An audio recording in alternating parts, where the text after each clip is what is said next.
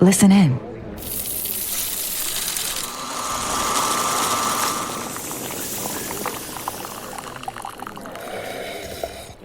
Starbucks. It's a great day for coffee. This episode is brought to you by Progressive Insurance. Fiscally responsible, financial geniuses, monetary magicians. These are things people say about drivers who switch their car insurance to Progressive and save hundreds. Visit Progressive.com to see if you could save. Progressive Casualty Insurance Company and Affiliates. Potential savings will vary, not available in all states or situations.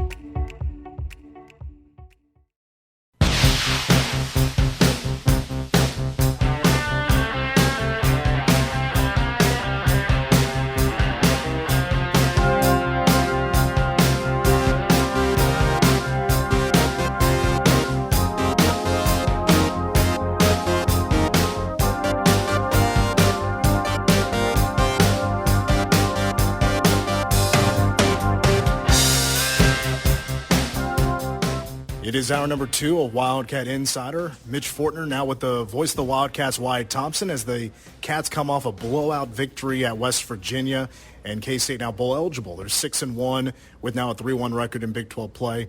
Wyatt, really appreciate your time, and boy, it's been now just road games all kicking off at night. Are you still trying to catch up on some sleep, or was this a little bit better than it wasn't, because it wasn't Big 12 after dark? Well, this was a little bit better, and yet the night was pretty short, to be real honest with you. But you know what?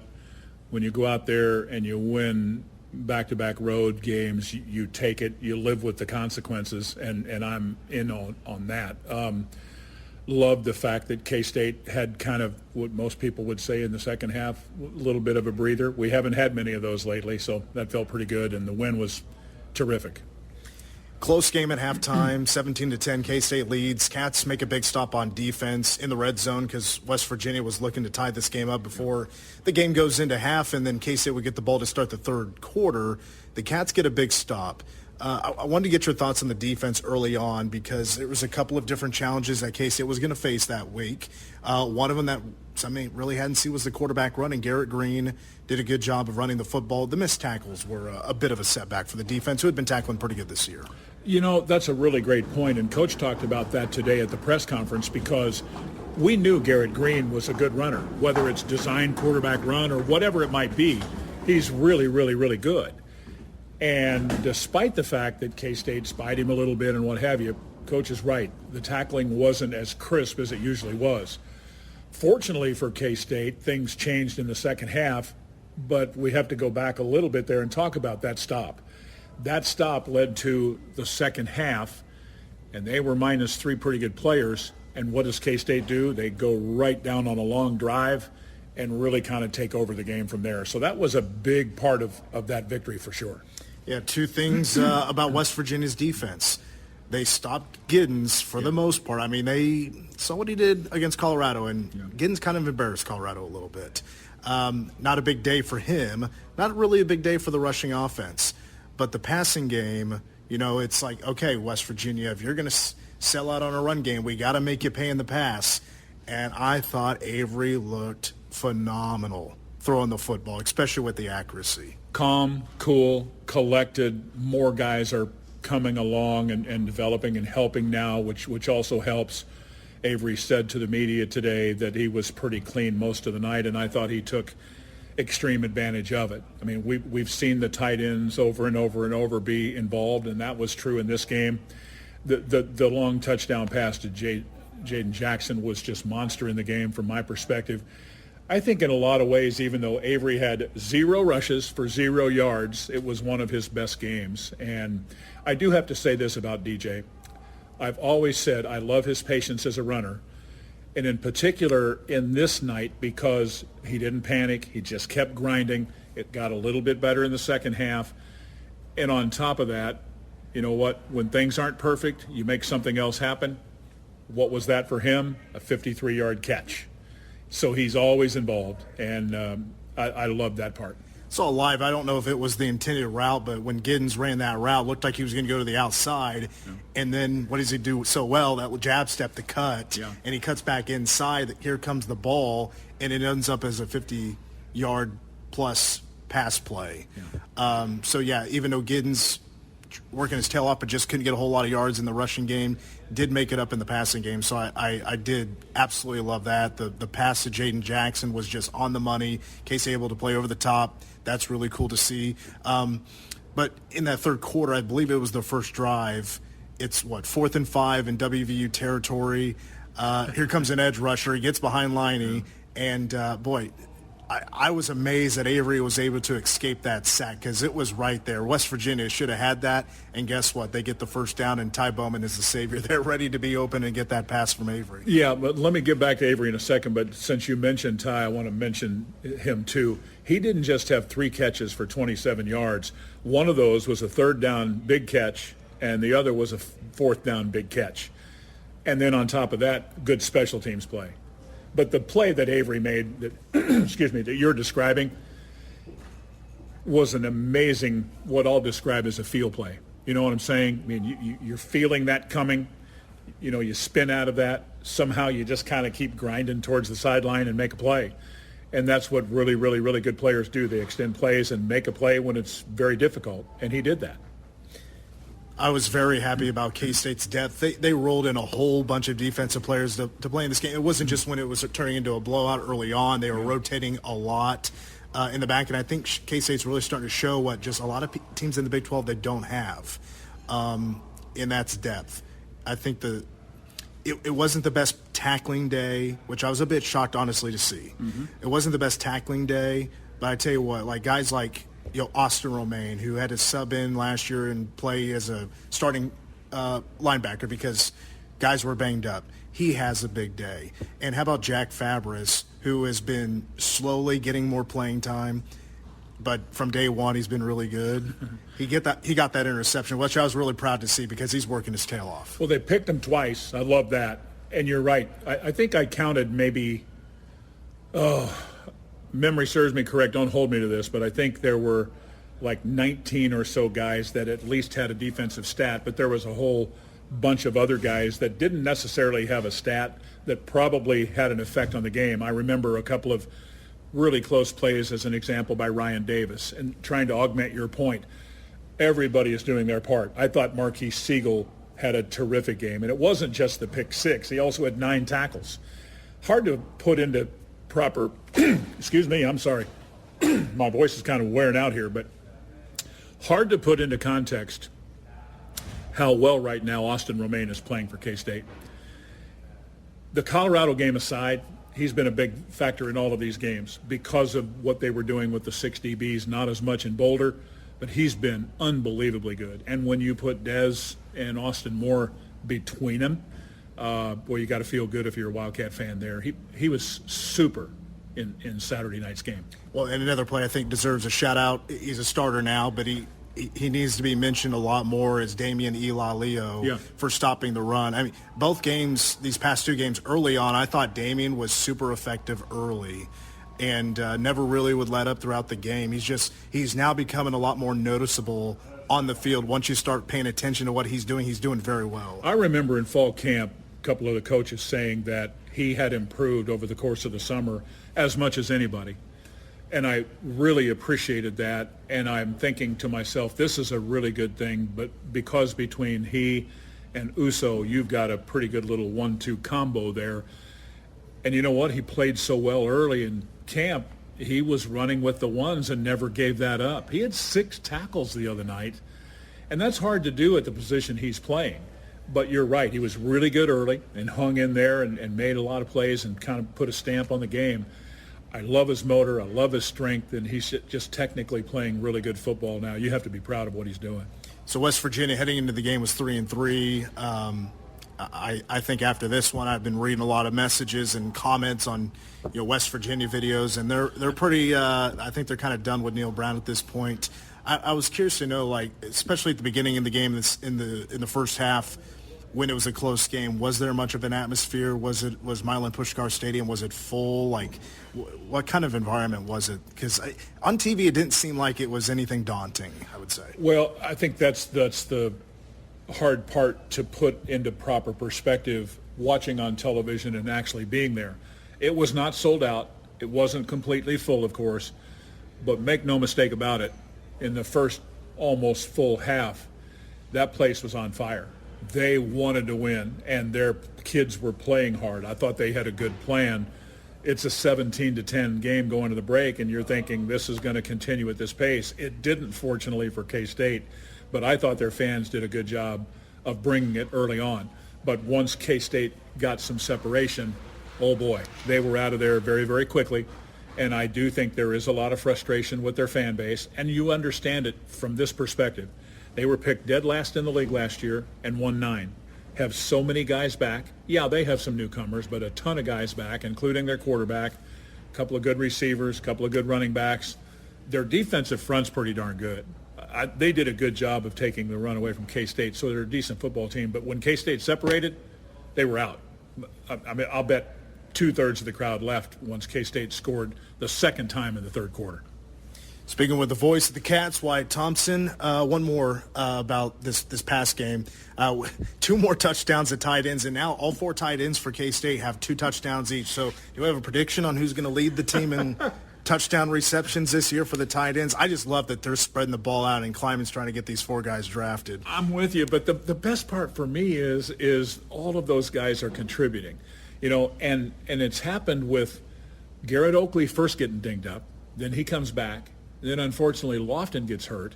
But look what Ancio has done, and even to a smaller degree, Metzger. And I love Will Swanson, man.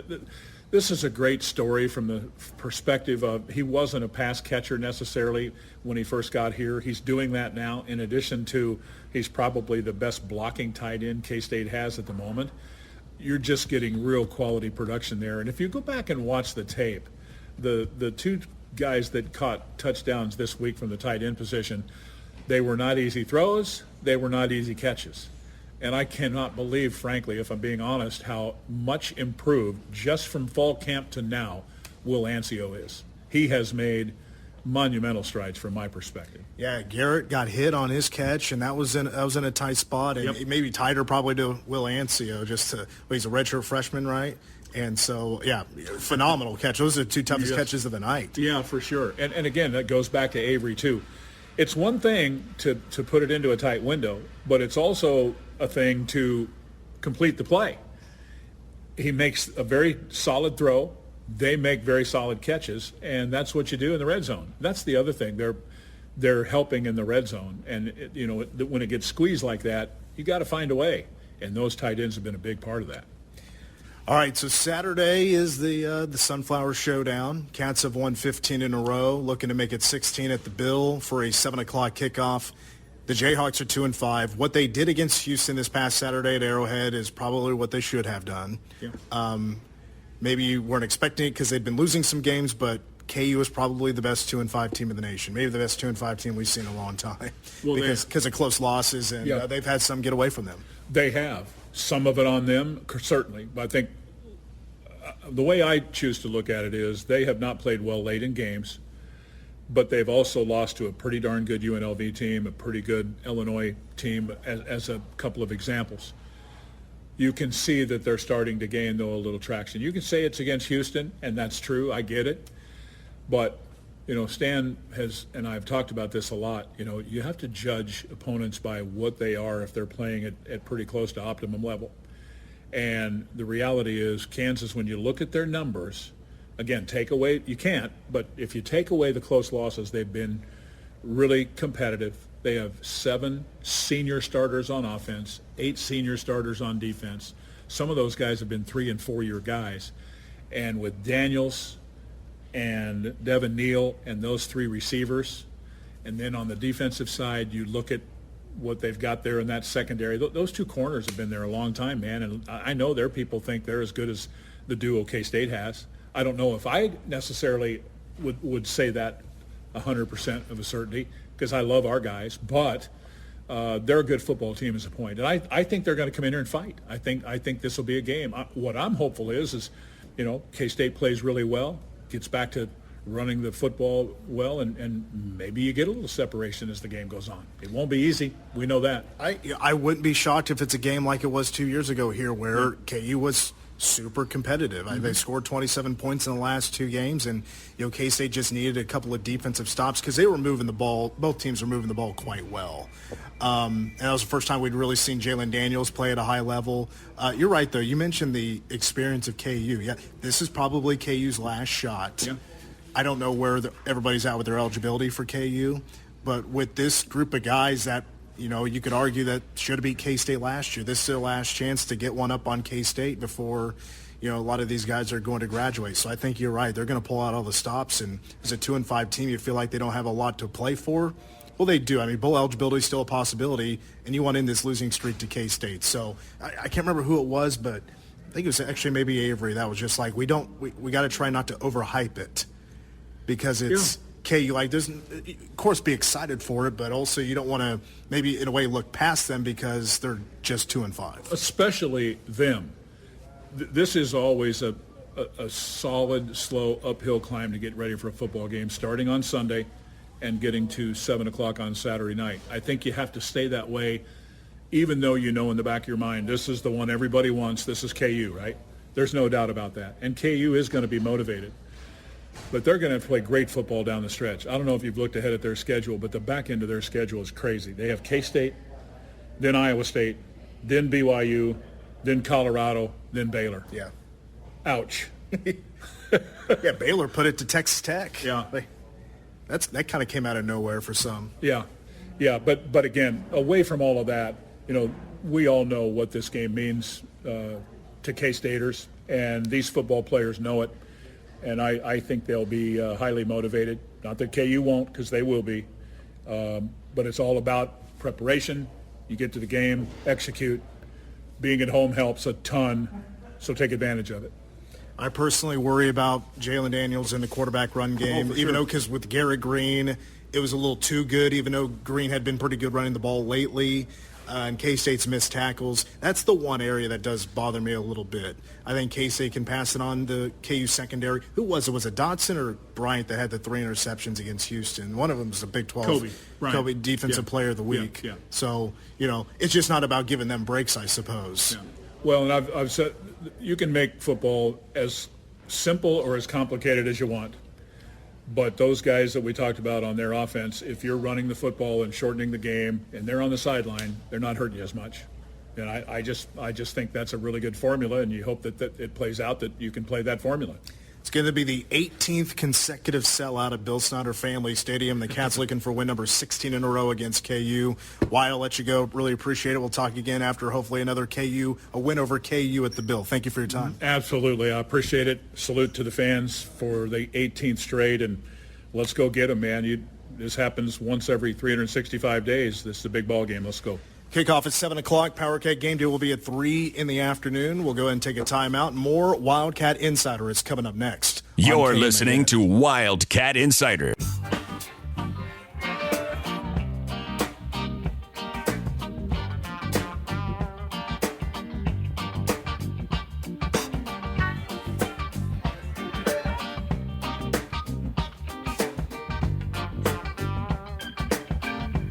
We are back. You're listening to Wildcat Insider on News Radio KMAN. Mitch Fortner, Tim Everson, and AJ Shaw. Coming up in our next couple of shows here, Tuesday and Wednesday, going to be a lot of focus on basketball. You're going to be hearing a lot of interviews from Big 12 women's and men's media days. The women will be tomorrow. You're going to hear from a bunch of Wildcats. You'll hear from Jeff Mitty. And on Wednesday, it's going to be men's basketball. A lot of interviews going to be in the next couple of days.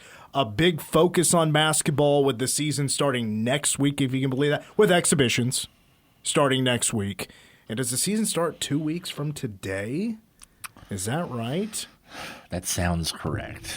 I know women's exhibition starts next week. So, yeah, you're right. 2 weeks from today. I'm talking about just college basketball in general. Does it start 2 weeks from today? November 5th is the men.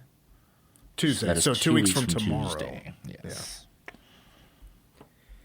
Well, next week's Wildcat Insider will be a big focus on basketball. You're going to hear a lot of interviews the next couple of days, and we'll get back to, of course, football stuff on Thursday. But we're not done yet with today's show because it is KU week. Yes. Real quick. Go ahead. Women on the 4th. So it's women 2 weeks from today, Men 2 weeks from tomorrow. Well, there you go. Overlap season is It's not fun for us. it's pretty much here. Yeah, it's and then add on that high school sports. We got playoff football getting ready to start. The regular season is Undefeated this Friday. Manhattan High. Manhattan undefeated. They're going to take care of Washburn Rural and finish the regular season undefeated. So, you want to be a marketer. It's easy. You just have to score a ton of leads and figure out a way to turn them all into customers. Plus, manage a dozen channels, write 1 million blogs, and launch 100 campaigns all at once. When that's done, simply make your socials go viral and bring in record profits. No sweat. Okay, fine. It's a lot of sweat. But with HubSpot's AI-powered marketing tools, launching benchmark-breaking campaigns is easier than ever. Get started at HubSpot.com/marketers. Whether you're ordering wings for the game, whipping up a 7-layer dip, or ordering pizza, there's something about football that makes you want to eat. And this football season, Uber Eats has the best deals on game day food. No matter what you're craving, from 2-for-1 pizza to buy one, get one wings, Uber Eats will be dropping new deals each week, all season long. Uber Eats, official on-demand delivery partner of the NFL. Order now. Terms and conditions apply. See app for details. Manhattan High has a chance if they shut out Washburn Rural on Friday. They would have not have given up a point in a single league game this year. They would have shut out everybody. That's pretty good. Pretty crazy. I don't know a lot, but that sounds pretty good. Manhattan with the win and the Rural loss on Friday, they earned at least a share of the league championship. Anyway, back to the Cats. Cats looking to keep the Governor's Cup, the Governor's Trophy, whatever you want to call it, at the Veneer Football Complex with a win on Saturday, kicking off at 7 against the Kansas Jayhawks.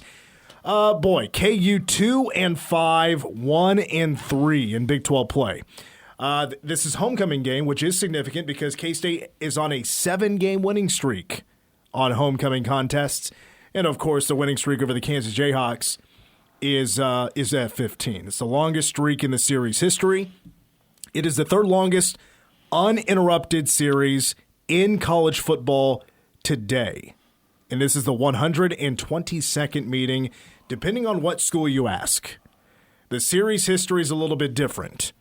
But we're going to go with K-State's because I think they rightfully claim a win since KU had a forfeit for an ineligible player back in the day. KU leads the all-time series with 64 wins. K-State has 52. And so hopefully when I'm 40, in my mid-40s, K-State will have taken the lead in the all-time conference or the all-time series history. There's also 5 draws. How about some fun facts here real quick? You know who the all-time leading rusher is in a game against the Kansas Jayhawks? Who had the best rushing game all time That's a great against question. KU? I will say, I'm going to go off the beaten. Give me Alex Barnes. Alex Barnes comes in with like the 10th best game ever. Okay, so not bad. But The best game ever for a Wildcat, John Hubert. okay. 2013, 220 yards. How about who had the best passing day ever against the Kansas Jayhawks? Who would you guess? I'm going to get all these wrong, and I'm going to look These like are tough a fool. ones. Yeah, these are tough ones. I will say, Can I ask a question? Sure. Is it pre-Snyder? No. Okay. In that case, I will take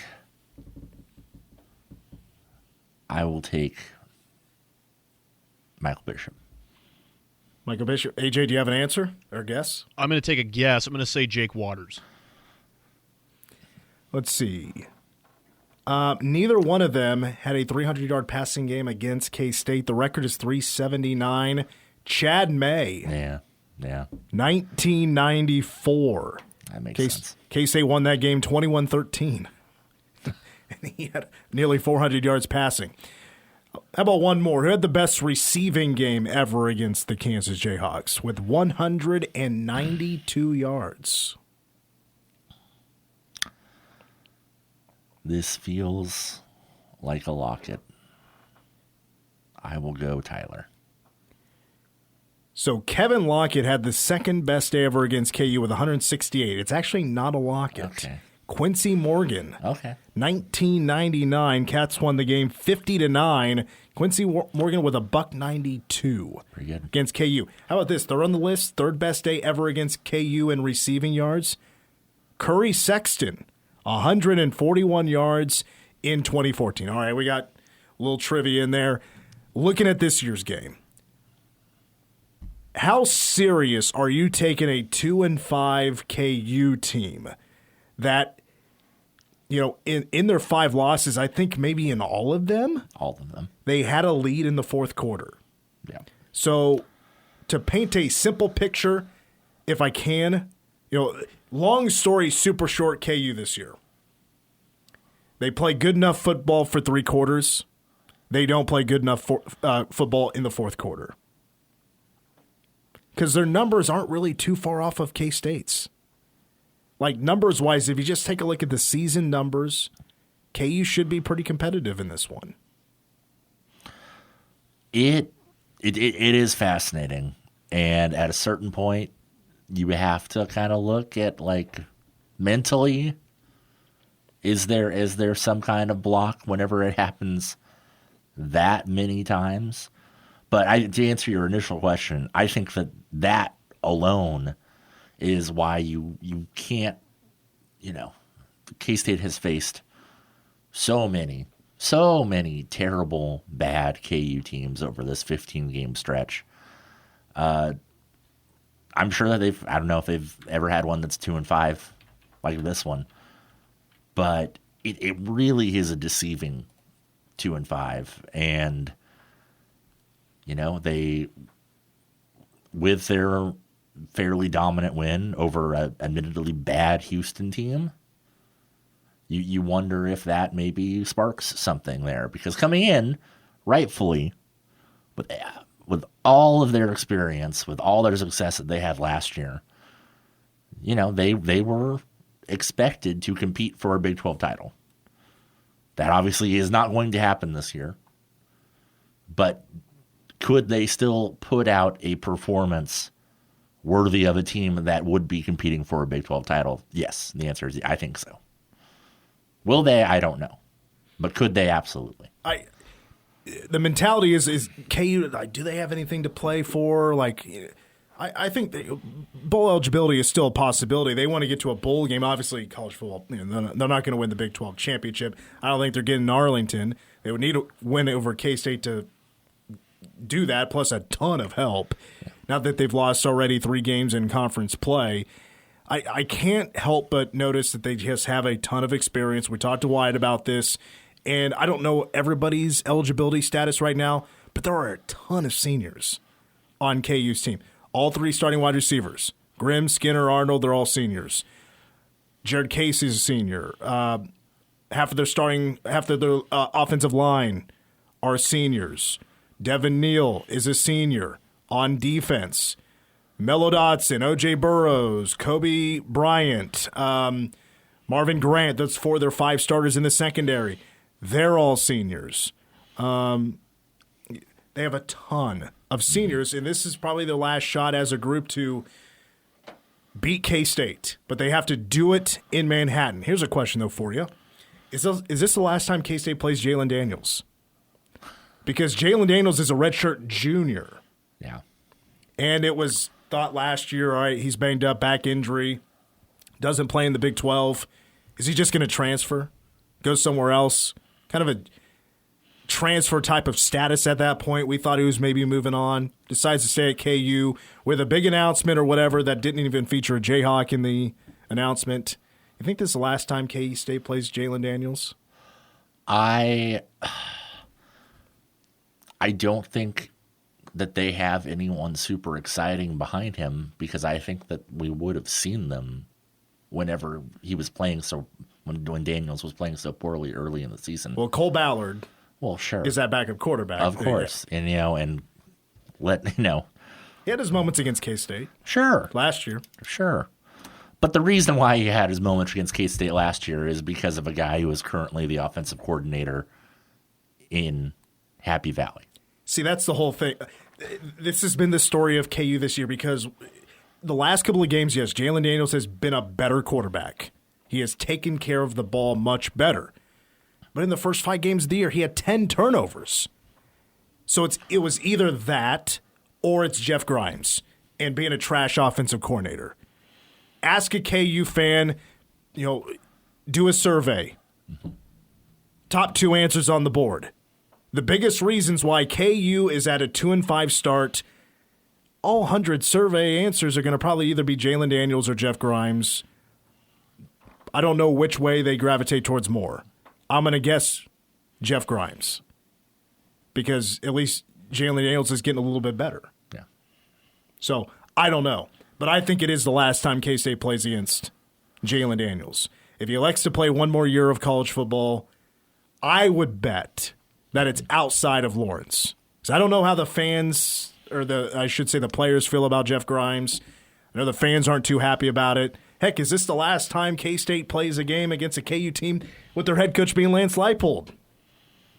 That's being tossed around as well. Well, I think that fire has died down quite a bit after this season. I don't know. I mean, he may still be on some lists, but I think that he's fallen. I think that some schools that are going to be, I don't even know if Florida is going to open. Arkansas has been better than people. There's of the big jobs that would be able to lure him away. I don't know. Maybe does Purdue fire Ryan Walters? Is that a more attractive spot for someone like Lance? I don't know, but I feel like he's kind of missed his window there unless someone decides to ignore what I think are some pretty significant red flags with how this season has gone so far. I do take KU seriously. They are 2-5. They're the best 2-5 team in the nation. They have played good football in 3 quarters in a lot of games, or at least good enough to win a game, and then they blow it in the fourth quarter. They've been a bad fourth quarter team.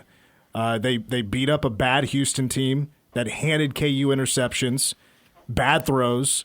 They rolled out Donovan Williams. They rolled him back out there, and he's throwing picks. So I think Willie Fritz is about out of options at this point. There's nothing really. There's a whole lot they can do with Houston at this point, and K-State's going to see them in a week. KU still has some very solid players. I don't think K-State has to come up with the craziest game plan to go beat them. It just, where are we at in the third quarter? Is K-State up a couple of scores? It is a 1-score game. I think everything's kind of on the table. KU is going to play their ass off on Saturday, and K-State just has to be ready for their best shot. Because even though they're 2-5, they're going to be motivated. Yeah, and to give them credit for their non-conference schedule, not for scheduling Lindenwood, which I'm still surprised that it's an FCS school. Illinois, really good this year, apparently. UNLV, well, they're good defensively. Yeah, I mean they're gonna be, they're much better than the normal Illinois team. I don't know. And then I think that UNLV is better. They're good. They're if they find a way to slow down Astrogenti enough to win against Boise State this week, they're going to be in the driver's seat to win the Mountain West. Get pressure on Jalen Daniels. Yeah. If you can keep him contained and get the pressure on him, I think KU's in trouble because you're going to force him to make some bad decisions, I think. And he got caught up in some of those bad decisions early on in the year. That happened against Illinois. Bad decisions were made by Jalen Daniels. Yeah. So I think that's really the big factor because KU's offense scares me more than their defense does. K-State should be able to run the football against KU. You're not going to see the same kind of run defense from KU that you got from West Virginia. No. West Virginia is talented enough that they could stop K-State's running game. KU is not that talented. They're not as talented as they used to be. Now, their secondary, I know, they've been around as long as Perry Ellis was, and it's not just one guy. It's like 4 guys that have been playing for so long, and Kobe Bryant and Melo Dotson will go down as the best corner duo in KU football history. But they're not good enough to, I think, completely lock down K-State's passing game all night. Yeah, no, I agree with that. I will say that I think there are probably some Mangino era corners that maybe would dispute that. But one. Yeah, I mean, who played opposite of Keep Talib? Do you remember? Oh God, he was in the league for forever. Oh, maybe you're right. I don't know. See, this is where my memory is going to fail me. Jordy Nelson did fine for one play. Never actually watched that game, by the way. I couldn't watch it. 2007 game? I'm talking about. Yes. Yeah. Was that 7? Yeah, it was 7. Yep. Yeah, bad. The rumored hangover game for Josh Freeman. Oh, yes. It's the only time that KU has beaten K-State in Manhattan since you were born, Tim. Yeah, I can't find this other KU corner that I thought was super good, so maybe it wasn't that good. It has all the makings of being very compelling on Saturday between the two teams. I just think that this K-State team, I think, is building a little something here. They're starting to get a certain amount of momentum offensively that I don't know if anyone in the Big 12 is able to really slow it down, especially KU. I don't know. The more and more I think about it, the better I feel, I think. But we'll see. Get off the field on third down. KU is probably the best team K-State will see this year on third down on offense. They're 50%. I mean, that's top 10 in the nation. Now, they say in their game notes they're the best team in the nation on third down. That's not true. They're 10th best, but still pretty good. And K-State, for a couple of drives against West Virginia, was not good on third down defense, but shut that down, on the other ends. I mean, the rest of the game for West Virginia, I think they were 2 of 14 on third down after a 3-for-3 drive on third down when they scored their touchdown in the first half. Again, a lot of numbers are kind of similar here, but I think it's K-State is the, I think, more talented team all around. And if I'm going to bet on somebody, I'm going to bet on Avery Johnson for the improvement that he's made. Now he's going to play in maybe one of his most stressful games because it is the KU contest. Right. At least we're seeing Avery play his best football when it comes to throwing the football right now. He's by far playing his best. It's not, if this game was week 4 instead of week 9 or whatever it is, I think it's a little bit of a different story, and I'm a little bit more nervous. I've seen enough from both the offense and defense, even though a little bit of a lull in the tackling, it wasn't as crisp against West Virginia. You clean that up, you're in a good spot defensively. Avery taking care of the football and not throwing it to those defensive backs in a bad spot or trying to force things, K-State should be fine and take care of business. K-State opens up as a 10-point favorite at home. That is K-State's the biggest favorite this weekend in the Big 12. Speaking of this weekend, we finish up Wildcat Insider next, taking a look at this weekend in the Big 12 after these words. You're listening to Wildcat Insider.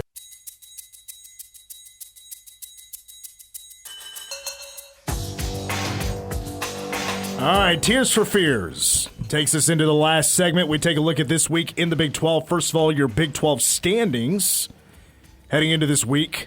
As everybody has played 4 games, BYU, Iowa State are the undefeateds at 4-0. They're both 7-0 overall. K-State, Cincinnati, Colorado, Texas Tech are all 3-1. 2-2, Arizona State, TCU, West Virginia. A bunch of teams are 1-3. Utah, Arizona, a couple of surprises there. Baylor, UCF, Houston, KU 1-3. And then all alone at the bottom of the barrel, 0-4 and 3-4 overall, the Oklahoma State Cowboys. All right, taking a look at this week's slate of games. This weekend, they're all on Saturday. No 11 a.m. games. It starts at 2:30 with 3 games. This has become a very interesting matchup after what UCF almost did in Ames, because the Knights go from at Iowa State to hosting BYU. Now, if you were to drive it, Provo to Orlando, that is the longest drive in the Big 12. That is the furthest, that's the longest road trip in the conference. UCF opens up as a dog by just 1.5. So you giving UCF a fighter's chance in this one, Tim, to take on BYU and give them a threat to upset them? Yeah, I mean, I guess Vegas is thinking that maybe some things got figured out, even though they didn't come away with the win versus Iowa State. I think they'll be in it. I don't know. I think that BYU they're vulnerable. They've been good, but they're vulnerable. I think BYU will be a little bit better in stopping the run. I think so. BYU has moved back, or I should say UCF rather, has moved back up. Actually, I think they've been there this whole year as the best rushing offense in the Big 12. 280 yards per game. K-State is second best, 223 yards per game. KU was the third best rushing offense in the Big 12, 214 yards per game. All right, elsewhere in the conference, another 2:30 game is Oklahoma State at Baylor. Boy, that nobody cares about that one. No thanks. That's an ESPN Plus game. Baylor is a 6.5-point favorite against the Pokes. Garrett Rangel, I guess that's the notable thing. I think Garrett Rangel's going to be out for a while. So Alan Bowman, he's going to have to do it because Zane Flores, who was a big recruit for them, a quarterback pickup, he's also banged up. Yeah. He didn't make the trip out to Provo. It's a real bad situation. I pity anyone who has to watch that game. Well, your other choice for a Big 12 game at 2:30 is Texas Tech at TCU. That got a Fox spot, and that's kicking off as well at 2:30. And TCU is a 7-point favorite. Some of these lines are kind of wild to me, but the Horned Frogs get a 7-point advantage at home according to Vegas. I don't know. Can Texas Tech bounce back? I don't think TCU is good at all.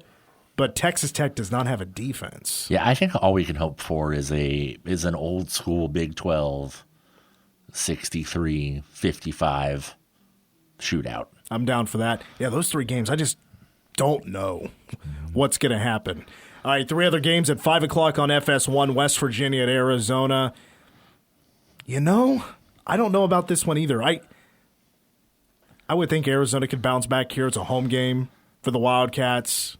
Devin Neal's probably on his way out at West Virginia at the end of the year. So Neil Brown. Or Neil Brown. What did I say? Devin Neal. Or Devin Neal. Neil Brown. Thank you for the no, you're good. For the correction. But Arizona goes in as a 3-point favorite. I'm probably going Mountaineers. Yeah, I mean, West Virginia obviously has shown that they will let you throw the ball around, and that's exactly what Arizona wants to do. Well, I think it just depends of who's all healthy. That's true. For West Virginia. Utah at Houston, good Lord. The Big 12 might be just a bad conference this year. That's another no thanks for me. Luckily, another ESPN Plus game. Cincinnati at Colorado. All right, now you have my attention. Big 12 after dark. Cincinnati, are they good enough to go on the road and get that win? I think Colorado's the better team all around. We'll see. I don't know. I mean, I think defensively, Cincinnati has some things that Colorado doesn't have, but that'll at least be interesting. It'll be fun to watch after K-State finishes up. 9:15 on ESPN. Colorado 4.5-point favorite in Boulder. That's going to wrap it up for Wildcat Insider. I want to thank Tim Everson from the Manhattan Mercury, AJ Shaw across the glass. We got a lot of Big 12 basketball media days the next couple of shows. A lot of interviews coming. We're back at Forward tomorrow. Go Cats. Getting you closer to the locker room than anyone else. This is Wildcat Insider. Wildcat Insider, an exclusive presentation of the flagship station of the K-State Sports Network. News Radio 1350, KMAN.